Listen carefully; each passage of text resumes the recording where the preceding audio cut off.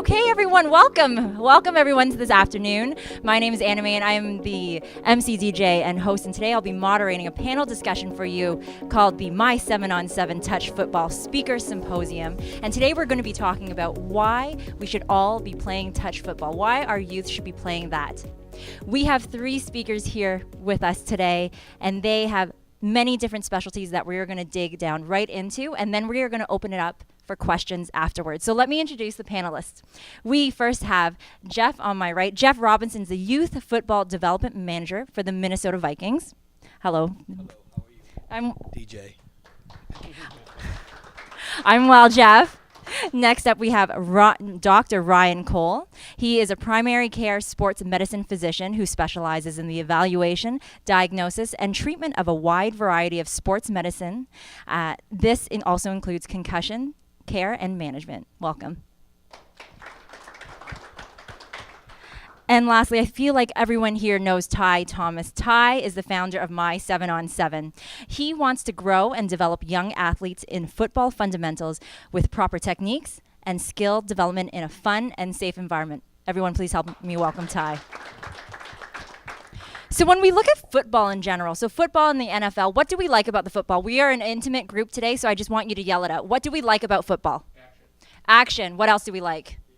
Speed of the game. And anything else? Scoring. So those three aspects we definitely like. With that, action, sports, we have tackle. And tackling is a big part of sports. It's a big part of NFL, it's a big part for NHL and a lot of other sports. But what does that mean? When we are trying to develop our youth to play in football, what does that mean to our youth? And so today we're going to talk about the different aspects of how touch football will help enable our kids to move on into a career in football and just to have that interest there while developing very well with their brains and bodies. So first of all, I'd like to open up this discussion with Jeff. Jeff, maybe you can tell our folks, start off a little bit about yourself and what you are here to do today. All right, so this is my 29th year with the Vikings. I actually started out in public relations. I also did team operations. Primarily, I've been a scout with the Vikings, and then I moved into youth football. But the objective of the youth football component is to, number one, kind of take it back to the grassroots level of things and to start growing the game in the state of Minnesota again. You know, everybody talks about the issues that pertain to football in general, and we know that there are issues because every sport has issues. But what we want to do is we want to provide environments where kids can learn, grow in the game of football, where we're teaching it, provide a safe environment to where parents feel comfortable, to where the kids feel comfortable, and then we feel like things will organically kind of start to develop again. I mean, we know, and a lot of reason why you guys are here is that, you know, there needs to be more besides just tackle as far as growing the game of football. So whether that's flag, whether that's 7-on-7, we know that there are other things that need to take place as far as growing the game of football and as providing a comfort to parents and kids to make it a better and a more protective environment overall. So we know that when we talk about football, there's the tackle portion. When we talk about the NFL, how is the NFL helping to support this injury? The injuries of concussions and such. How are we supporting our athletes to prevent these injuries? Well, full disclosure, Dr. Cole here, he actually works with us as well. So I could probably let him speak a little bit more about that. But there's a lot of safety mechanisms that are in place as far as injuries in general, not only just in the NFL, but all the way down, starting with equipment, starting with improving coaching, improving medicine overall as far as trainers, as far as fields, all those things kind of come into play. But I'll let Dr. Cole speak because, again, he does work with us. It wasn't mentioned originally, but he is one of our team doctors, and actually we share locker space right next to each other, full disclosure. I should be on that side then because I think our lockers are left and right. Yeah. So I am Ryan Cole, one of the team docs for the Minnesota Vikings. I also am a team doc for Henry Sibley High School. I do, like Anime said, primary care sports medicine. What that basically is non-operative sports medicine.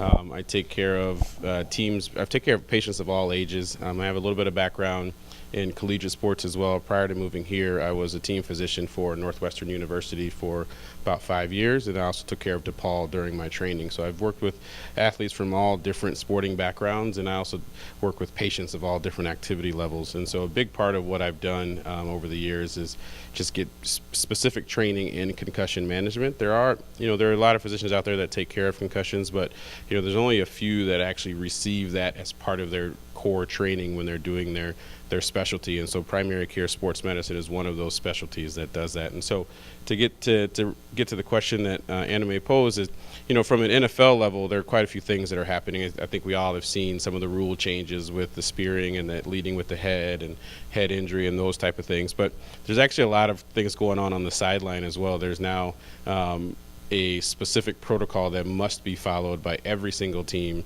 and you're watched by no less than 10 different eyes on whether you're following that protocol. And on the sideline, we actually have a designated, unaffiliated, so that person is not a part of the Vikings organization at all. It's a physician who's not a part of the Vikings organization or any other NFL organization that follows and watches everything that we do in terms of making sure that we're following our protocols. So it's not just left, to us to make those decisions. And then once that decision is made, and that's when you oftentimes will see the athlete get taken into the back where further testing is done.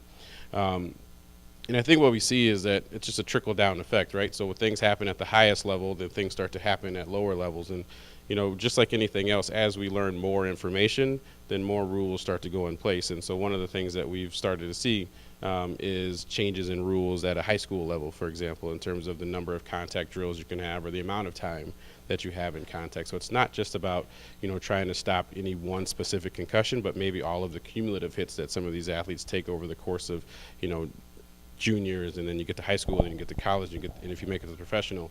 So if we limit those hits, then those are things that we're starting to see are making some big improvements. So you talked about concussions, and we're talking about concussions in youth. Can you tell us about the impact of a concussion at a person's different stages of life? Sure. So one of the things I always take a step back whenever I see, a patient, usually if it's a younger person, so 13 or 14-year-old with their parent, I always ask, I want them to tell me in their words, what a concussion is so they understand what it is. So, just so we're all on the same page, I think we all have an idea that concussion is a hit to the head. But after that, I think that's where some of the confusion comes in as to what exactly is happening.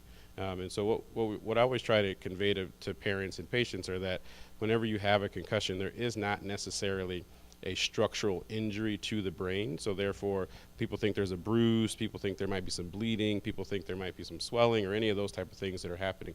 And none of those things are happening. If they are, then this is not a concussion, and we're dealing with something totally different, which is more concerning. We don't need to get into that.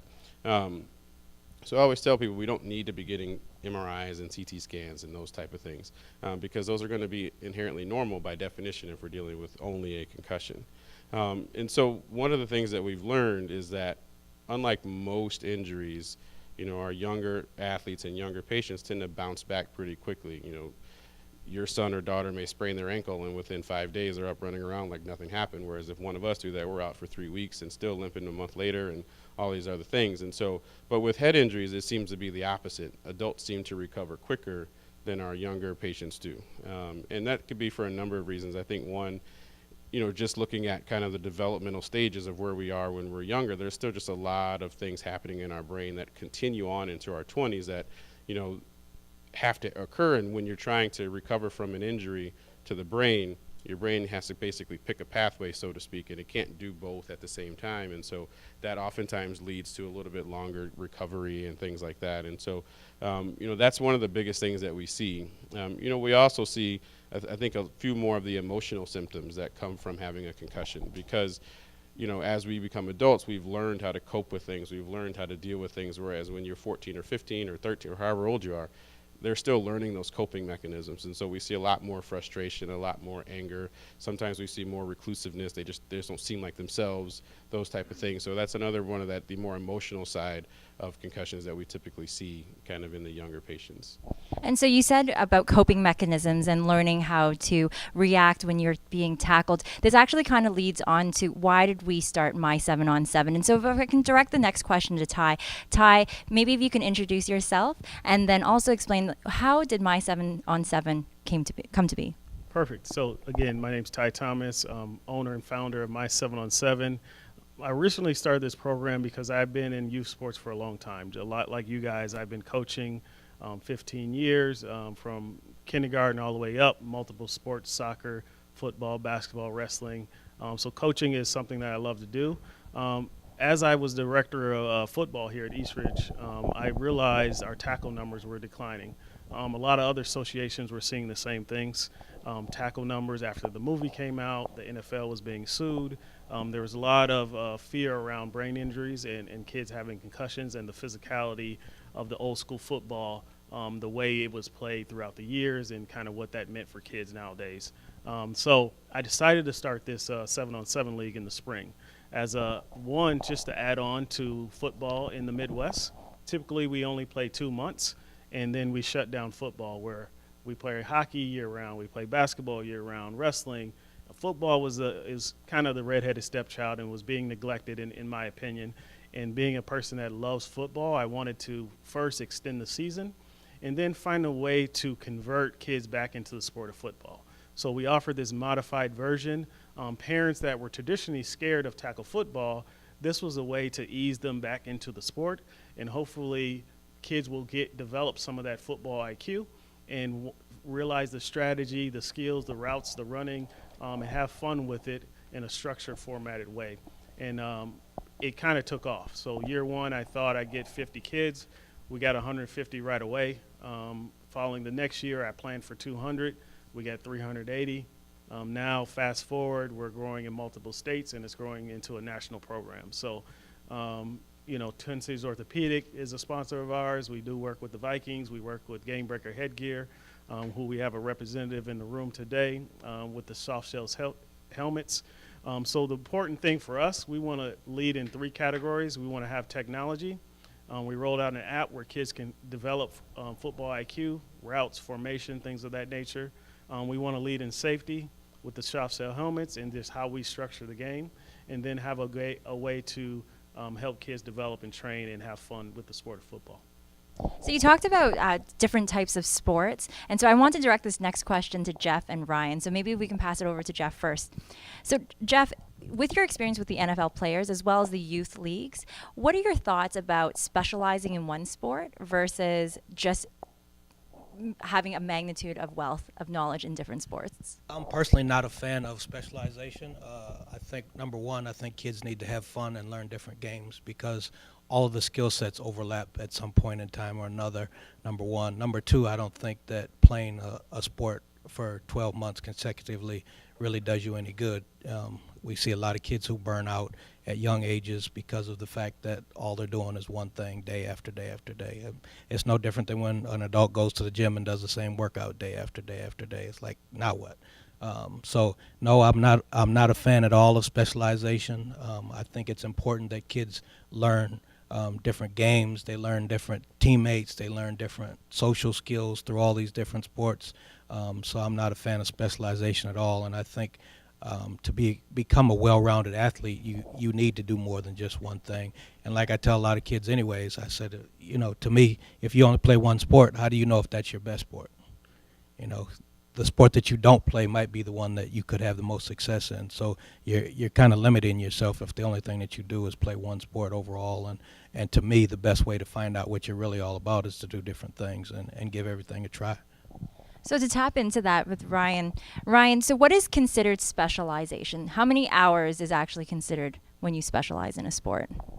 It changes from age or from year to year. So from an hours standpoint, it's considered specialization when that child, let me make sure I say this correctly, that child is playing more hours than their age in a given week. So if they're 8 years old and they're playing one sport in a structured manner, so coaching, intensive training, all for this one sport, more than 8 hours in a given week, that's considered specialization. The other thing to think about is that Jeff alluded to it this has actually been a very big topic within the sports medicine community, and it's been discussed quite a bit actually over the past 5 to 7 years, if not longer. But the consensus definition of year-round is if you're playing a given sport in a structured manner, whether it's coaching, intensive training for that sport, more than 8 months in a given year. That's considered specialization. And Jeff kind of alluded to it. He spoke about, the risk of burnout. And we see that those kids that are at younger ages who are specializing in sports are more likely to burn out, not only on that sport, but more concerning is exercise and activity in general. And so we see that these are the kids that are at higher risk, not necessarily they're going to, but they're at higher risk for having lower exercise, lower activity levels when they reach adulthood, and they're more likely to have issues with obesity, hypertension, diabetes, and all these different things. So it's not just about, getting them into that one sport, and if they burn out, then we'll move them into another. They tend to have an aversion to activity in general. And so that's something that we need to kind of make sure we're paying attention to. And then, just to kind of piggyback off of this, I was at a lecture at our national conference, and they put up a slide that kind of stuck to me. And they said that 29 of let me get this right. In 2018, in the NFL first round draft, 29 of the 32 athletes polled said that they played at least one other sport throughout high school. And so that just, again, there's a lot of information out there, and I think there's a lot of different ways you can go with this. But at the end of the day, there's a lot of people who feel like, okay, if we focus on this one sport, they will be the best, and that will give them the best opportunity. And from our standpoint, from a medical standpoint, we don't see that panning out. And actually, it's doing the extra activity, it's doing other sports that allows you to develop that neuromuscular capabilities that you need to kind of span all sports. And if they're doing that throughout their developmental years, that tends to put them in a better position when they get to those years where they are able to potentially specialize. So I want to probe and tap into that a little longer. I think in North America, we have an understanding that if you spend 10,000 hours on some sort of skill, you become an expert, right? Have we heard of that? Yeah. So with that in mind, how do we become an expert then in football if we are specializing, or if we don't specialize in one sport? We know that we have to spend more time there. So maybe, is there an optimal age when youth should switch more and play more football, from your experience of what you've seen? So this was actually spoken about at the conference that I went to. That age is somewhere around 14 to 15. So when they get to secondary school, basically, that's when their bodies are starting to get to the point where specialization can be tolerated. We often see that anywhere between 5 and 12 years old, that because their bodies are growing at such rapid rates, that if they're doing the same repetitive activity over and over, at different parts of the body is where their weak points are. And the weak points are usually at the growth plates, and that's where we see heel injury, knee injuries at different spots, elbow injuries, shoulder injuries if they're a baseball player, all these different sports. And so, the thought is that for sports that require, or that optimal level is reached after they become mature, they do not need to specialize at age 8, 9, or 10. So that would be pretty much any other sport besides gymnastics, figure skating, those type of sports where optimal kind of production, so to speak, is reached when they're 15 to 16 years old. And so usually we're seeing that around that age, around 14, is when their bodies are able to start, and they develop mentally, some of the things that now you're not just doing this for fun, you're doing this for future production. They can understand that at age 14. At age 9, it's hard for them to do that. This is not fun, Dad. This is not fun, Mom. We'll go out and do it anyway. So they can't, it's hard for them to understand that. But when they get to 14, 15, 16, they're able to comprehend that and understand that they're actually setting themselves up for future by specializing. So that's something also to kind of keep in mind. So you just talked about mental capacity and understanding certain things at a certain age. So Ty, this question is actually directed to you. So in touch football, what are the skills that you're trying to develop before the youth gets up to that 14 and 15 age? Right before that, what are we trying to develop for them? We're simply trying to we're trying to reduce the disparity in football IQ. So what that means is, in Texas, they play more football than we do in Minnesota. They have a better understanding of the game. It's not that their athletes are any better than our athletes. We run fast, we're strong, the same thing. Is that they understand the game through repetition, and they understand the speed of the game and can react to different formations, skills, and things of that nature. We're just trying to close that disparity just a little bit in football IQ. And then secondly, also fine motor skills, repetition, helping kids learn through reps. Often in Minnesota, at the youth level, we run. There's no passing game into it at all. We're not developing quarterbacks. We're not developing skill positions. So if you look at the landscape of NCAA football, even at the U of M, all their skill position recruits come from down south, Texas, Florida.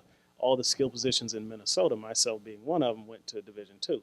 I could play Division I if I had that exposure, that visibility, and that level of development of understanding the game. So that's what we're looking to do, is help our kids here in the Midwest understand the game a little better, increase their football IQ, and develop those fine motor skills through repetition. So let's go back to Jeff. Jeff, so you represent the Minnesota Vikings here. Amazing, right? We have someone from the NFL here. How specifically is the NFL, or maybe even the Minnesota Vikings, helping My7on7 here?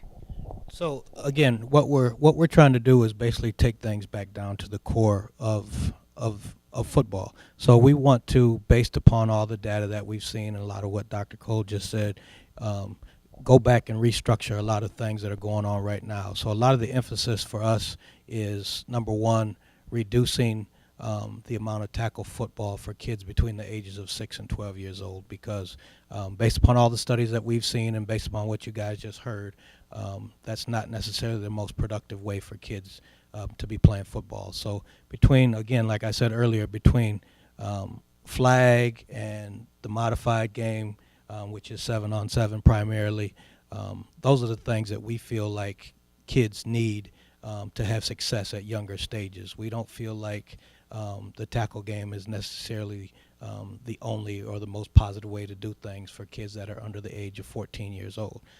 So we know that we have to get involved with youth organizations, number one, to let them know that we do believe in other games that are still football, but just different ways to play football at younger ages. So what we want to do is, again, we want to basically take it back to the origin. Let kids have fun, let kids run around, work on the fundamentals of not just football, but basketball, baseball, because whether you're throwing, catching, running laterally, those are the things that you need to be successful in whatever sport you choose to play in life. But those are also the keys to being successful in football. And you don't necessarily have to tackle at an early age to have success when you're in high school or when you're in college, because if we're good coaches, then we'll teach you how to do these things, at the right stage of your development. But the core fundamentals aren't going to change. Throwing, running, jumping, those things aren't going to change. And we believe that if number one, we can get the moms to buy in, because we all know, guys, that if the moms don't buy in, we have no shot. So we know we have to get moms to buy into what's going on. We have to make sure that moms and dads are comfortable with what's going on. We know we have to implement the fundamentals, and we have to, all of us, encourage kids to stay out and to continue to stick with it, because that first day might be hard, but we have to encourage them to keep coming back so that they can see positive results. So we feel like if we can get things to start to develop at the lower ages, that we can start to get some more positive feedback, some more positive growth, and to see things start to turn back the other way as far as the game in general. So we have a couple more questions left, and so I want to let everyone know we have an opportunity to ask questions. So right now you have the opportunity to talk to someone from the NFL, a doctor, the founder of My7on7. So we have a really great panel here. Think of questions while I ask these last two, because we're going to take the opportunity to ask you your questions, okay? So you mentioned the interest, and we have to get moms on board. I think moms and dads are really concerned about children and their well-being. With touch football, though, is it cool? Is it cool to play touch football? And you kind of touched upon this, and I kind of want to talk to all three of you about that. How do we change that perception of touch football? Is it cool? Is it not cool? How do we get kids interested? I think a lot of that comes through the parents. I think parents have to make sure that, again, that they're encouraging kids to, number one, play, and number two, to make them understand that no matter what kind of game you're playing, that it is relevant to the game of football. So, whether it's that family gathering where everybody goes out and plays and has fun together, or whether it's organized, through an association or something like that, we have to keep encouraging that these things are part of the game and that they are fun and that they are cool, because there's always the parents who are living vicariously, who who will tell you that, this is not what we did, you know.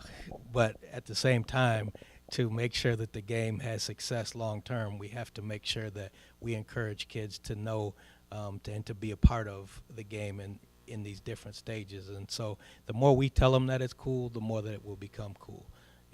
It's not always just about what they see on a Madden game or something like that, because that's not the way that you actually learn how to play. Now, you can learn a lot of their terminology that comes off of there, but you have to be out doing it. And so whether that's touch football, flag football, 7-on-7, you just have to be a part of it and do it. And of course, if you bring two of your friends with you, then now it becomes cool anyways, like anything else. So to me, that's the way to go about it.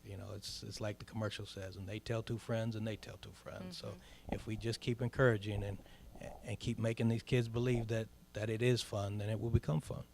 And I think also just to have the support of the NFL, the Minnesota Vikings here representing to say, yes, we believe that this is the next way.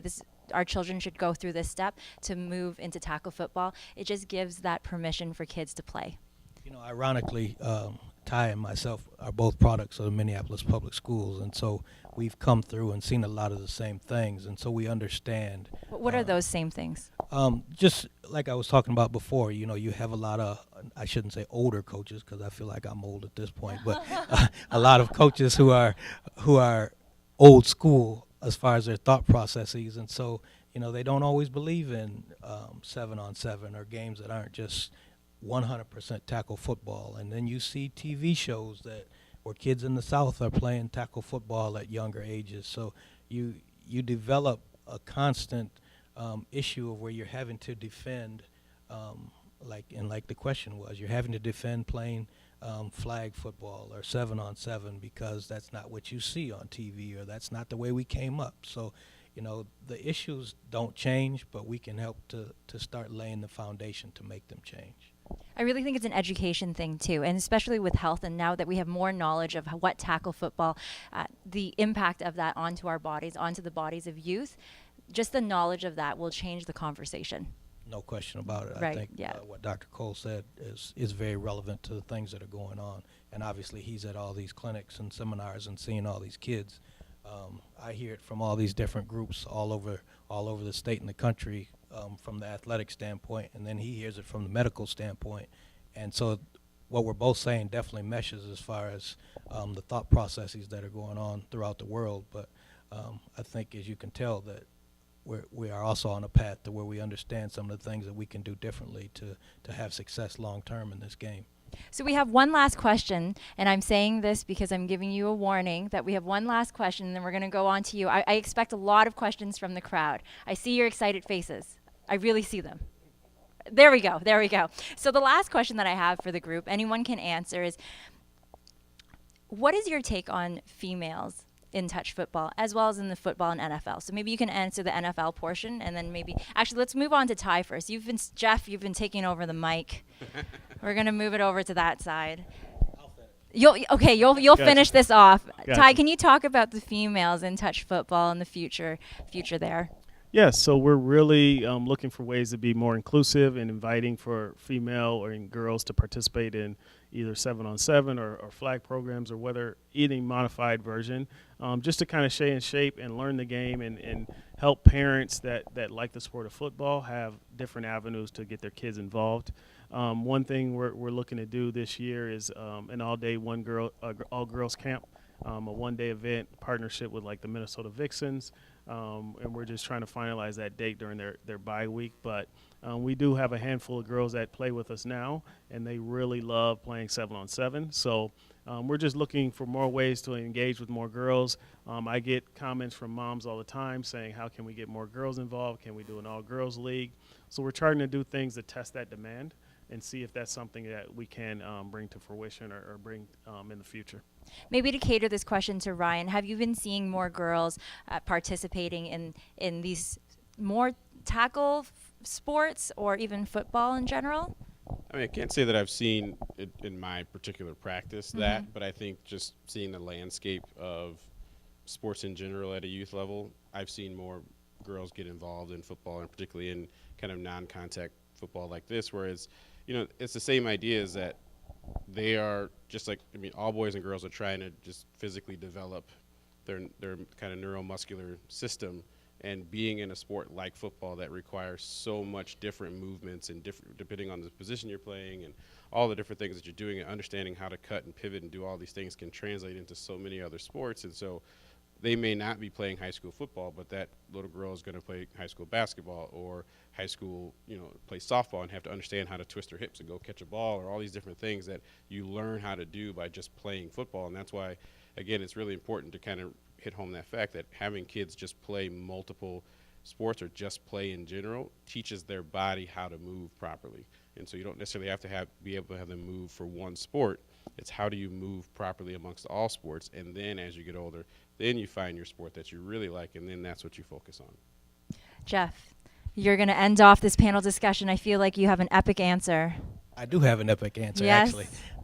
So 2 things to go along with this discussion. I have a daughter who's a junior in college right now, who plays lacrosse, but all through high school she played tackle football. So her question to me was, how come when they see my face, they react differently to what I do? So my comment to her was, don't take off your helmet until somebody says your name. I said, and at that point, you've already done your damage to them, and after that, it's up to them how they react. But as long as they don't know that you're a girl, or a female, excuse me, then they're going to react as if, you're just one of the team. So don't take your helmet off, and you play, and then let the chips fall where they may. So again, she's a lacrosse player now, which goes to the question earlier about specialization, but she also played tackle football throughout her whole youth and high school career. So she's one of the examples of a female who said, I'm going to play no matter what anybody says. So as a team, starting on Monday, actually, we are going to have six straight Mondays, excluding Memorial Day, of a girls' football academy in the evenings from 6 to 8:30. So to go along with your question, that was one of the strong points for us as far as growing the game of football. We know there's a lot of girls who are not only multiple sport athletes, but they want to participate in the game of football.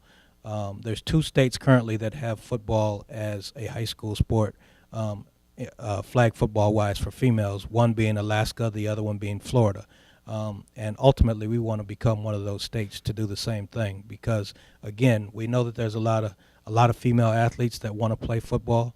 We know that there's a lot of female athletes who have been waiting to play football. That's why we opened it up 2 weeks ago, and we capped it at 240 kids, and we're close to that limit for each session that we're going to have. But any of you that have females that want to participate, it's on our youth football website. But one of the strong things that we're going to do in everything that we do as a youth football department is to make sure that the female aspect of things is highlighted, because again, we know that there's a lot of females who want to play and who are very capable of playing, and like my daughter, who I thought she was pretty good. So I don't think that any female should be slighted just because of the old norms per se.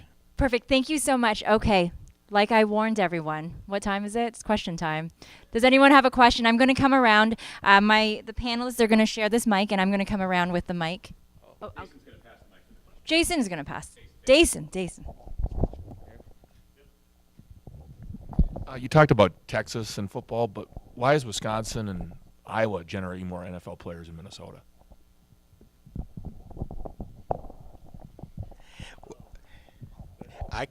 Was that to me? Anybody. Oh, I would say that if you look over the way things are done as far as the state of Minnesota versus the state of Iowa and Wisconsin, a lot of it ties into recruiting.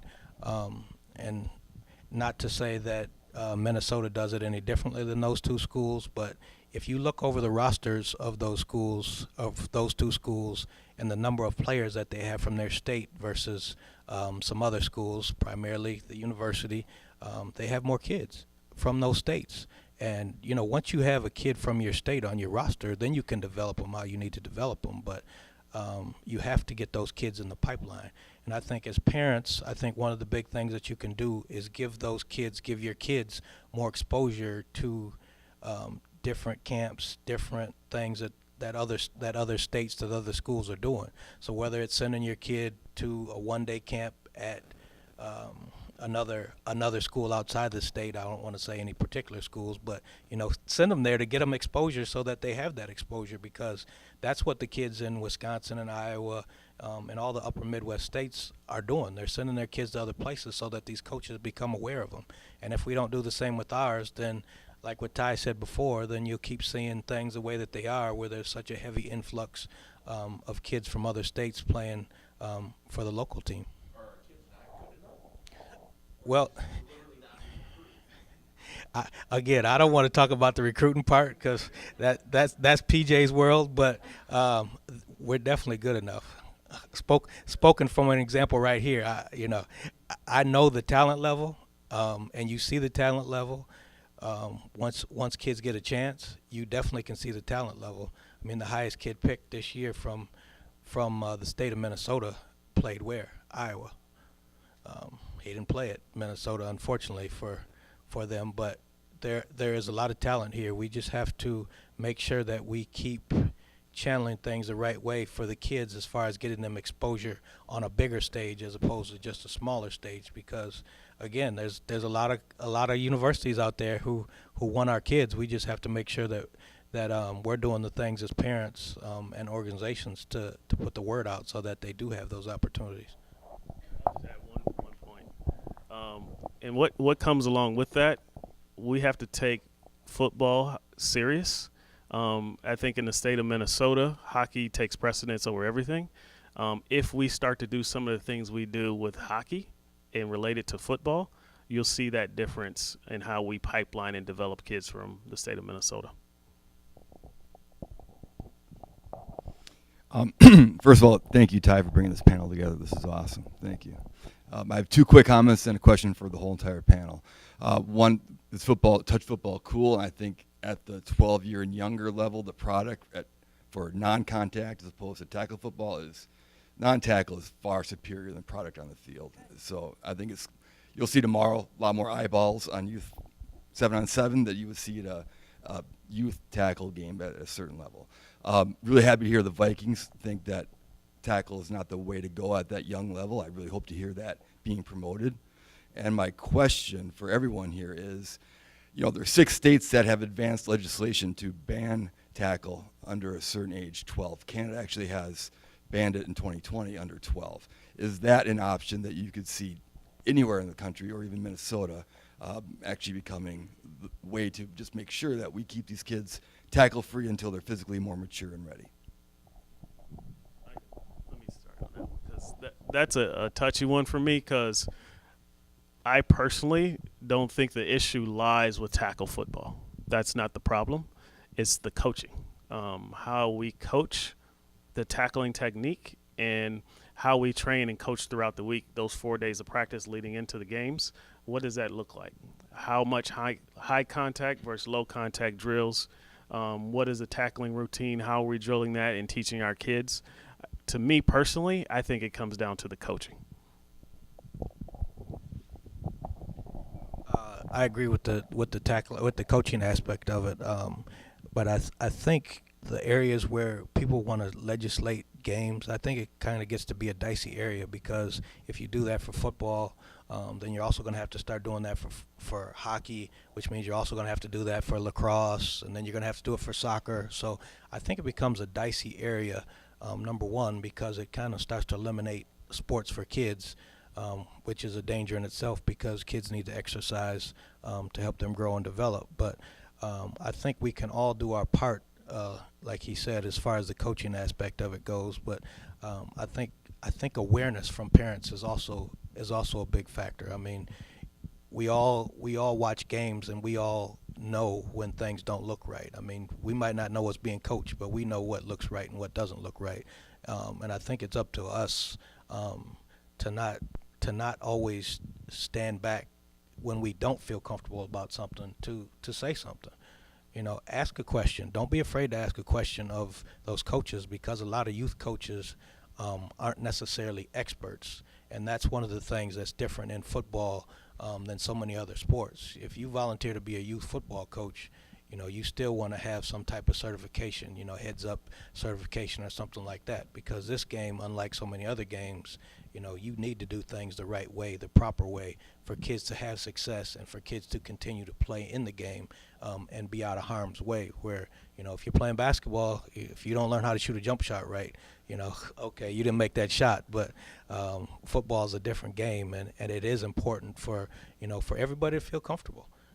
You have to coach it and feel confident, and you have to play it and feel confident for things to have success. And when you start talking about legislation to do away with it, then you're getting into a lot of bigger issues where not only does it legislate one game, but then it becomes another game because everybody starts to look at the next game after that. And I think it's a very dicey area. What can we do to improve coaching, not just on the way they tackle, but just generally improve the coaching here in Minnesota? And I guess I ask, what can the Vikings do as our professional team in our state? Well, there's a few different things. I actually just had a meeting with the USA Football Organization, and through their certification program, they now have videos online, and they will actually come out to youth organizations to help you instruct kids on how to run techniques the proper way. But again, through their online website, they have drills that are taught by college professional coaches through the different aspects of the game. So whether it's how to align properly, whether it's taking a proper drop, whether it's tackling properly, whether it's throwing properly, how to run routes, all these things you can now look up for different videos, because we can't get to everybody to help them hands-on, but at least now there's a way where you can at least look it up and kind of study these things and implement a lot of these things that you're comfortable teaching. But to me, it's a problem in the game where sometimes parents get forced to coach because nobody else will coach, and like you say, they don't actually know how to coach, and so they're thrown into it, and it's not fair to them or the kids. But at least this kind of helps to bridge that gap. And I think the reason that you're all here for 7-on-7 also helps to bridge that, because kids are in the process of learning now, and the coaches are in the process of learning without having to deal with the issues of the physical part of the banging and that stuff, so they can learn how to do some of these things where there's space, and they can just work on the proper footwork and the proper handwork without actually having to tackle people at this stage. I think also if we need to value our coaches more. We need to provide more resources for the coaches, and that coach, their individual, they have to kind of want to be a good coach as well. They have to do some research and some studying on their own. USA Football is a great resource. As a coach, I used to just look at it daily and look at drills and try different things in practice.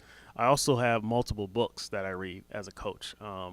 Offensive drills, offensive schemes, constant studying. Like, we demand out of our kids, get better in the off season, come back in shape. The coaches need to develop themselves to be better coaches in the off season as well. So that's something I preach. Glazer clinics, when I see coaches go to that, I know that they're trying to get better because they see a ton of resources, a ton of other coaches they can get tips and tricks, best practices from. So those are some of the things, and the associations have to show appreciation and value for their coaches more, I think. So. This is for Ty. I come from rugby. I played rugby for well over a decade, and as I'm sure you all know, it's high impact, full contact, no helmet, no pads. That is across gender as well, female and male. There's no difference in rules. It's interesting, the scrum cap is the same, I think, as it is in rugby. It was kind of fun to pull that out of the bag. Yep. But, my question is along with tackling fundamentals. Whether or not I was playing on the club level or national team level, we spent a lot of practice time on fundamentals, tackling and taking a tackle. Yep. Is that something that you're thinking of incorporating into 7-on-7? They're wearing the scrum caps, maybe not full-on tackle, but starting to teach that IQ of how to do that? Not necessarily in 7-on-7.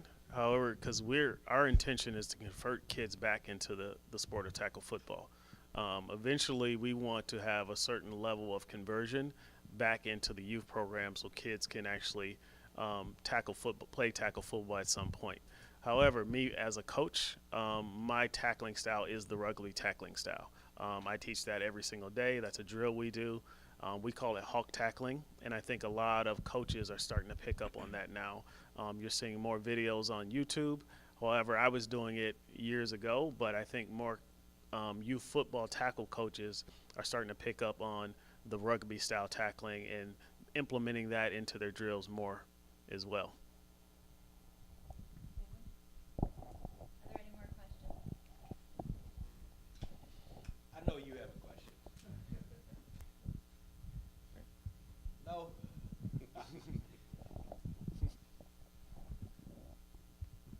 As the technology of helmets increases nowadays, do you think it would help concussion-wise if schools were required to provide like a 5-star Virginia Tech helmet so these kids were protected with the best technology?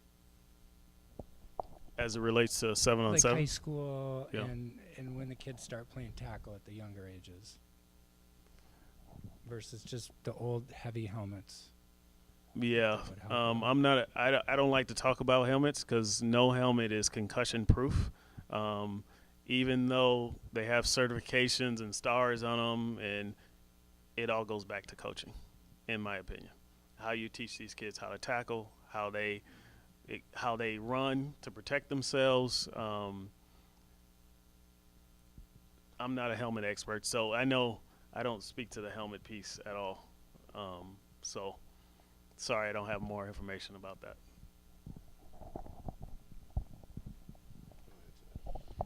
While you're passing the mic, I'll just kind of piggyback on that, and that's the biggest point from a medical standpoint is that, you know, the idea of the helmets is, honestly, it's really just to prevent any kind of catastrophic head injury to the skull.